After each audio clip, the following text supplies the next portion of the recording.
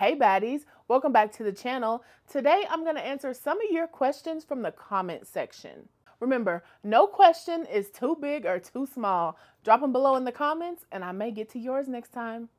Let's get into it.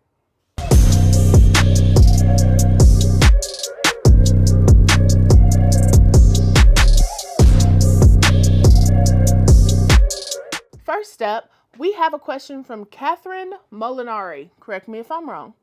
She's asking about saving on a fixed income. Catherine says, if a person is living on a fixed income and would like to start saving money for their utilities, is $5 a good start so they can build it up and have 1 or 2 months ahead saved in the envelopes? I love that question, Catherine. Thank you so much for watching and showing us some love. Listen, whether it's $5, $2, or even just pennies, the important thing is that you save somewhere. It doesn't matter how small the amount is. What matters is that you build the habit of saving consistently. The goal here is to make it automatic and get comfortable with setting that money aside every time. Think of it like this. Every dollar is a step towards building security.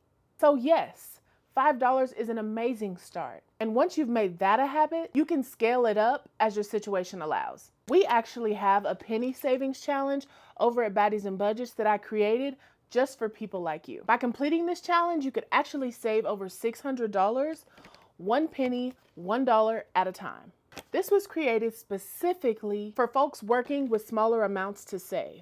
For example, the very first amount that we ask you to save in this challenge is 1 penny. You put the penny inside of the envelope, and when you have 2 cents, you come back and add 2 cents on up until you get to $3.64.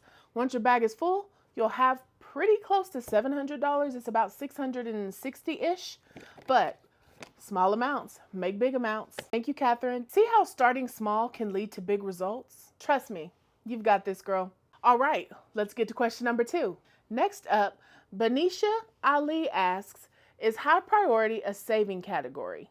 That's a fantastic question. So, high priority isn't exactly a savings category, but more of a way to organize your sinking funds. High priority sinking funds include things that are really important for you right now. Think of these as your must-haves. For example, your emergency fund, your kids' birthdays, and holidays could be considered high priority. You want to make sure you're consistently contributing to these before focusing on lower priority funds like vacation or hobbies. But keep in mind, your priorities can and will change. One year, buying a car might be a high priority, but the next year, it may be all about saving for a new home down payment. Be flexible with yourself and adjust your categories as your needs evolve. All right, let's get to question 3. Our last question today is from Ron, Aquane online. What if you see a handbag you like or some dress and it's more than $50?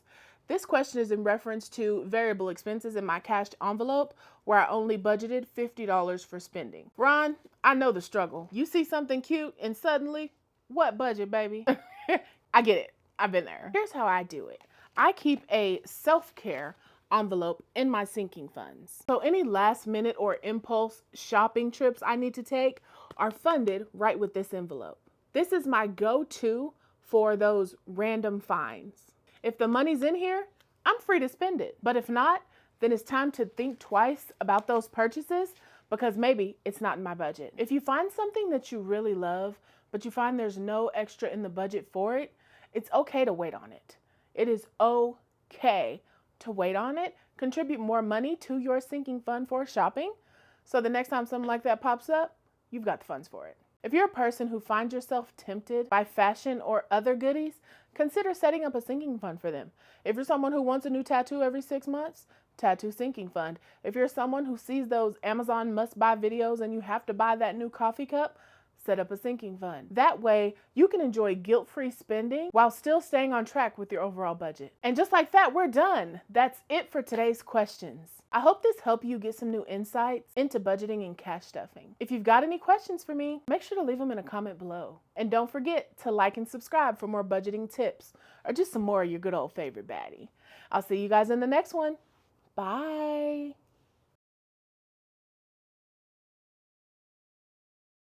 You don't need to be rich to save money.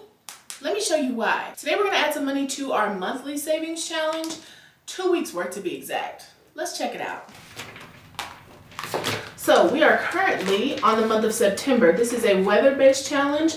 So you check your weather for that day, and then whatever that temperature is in Celsius, that's how much you save. I missed last Monday, so I'm gonna go ahead and do 2 Mondays worth. So let's get in here and see what our weather is. So it's 81 degrees. Let's ask Google what that is in Celsius. And that's 21.6. So we're gonna go 22. So we're actually just gonna do that for both weeks since I missed last week.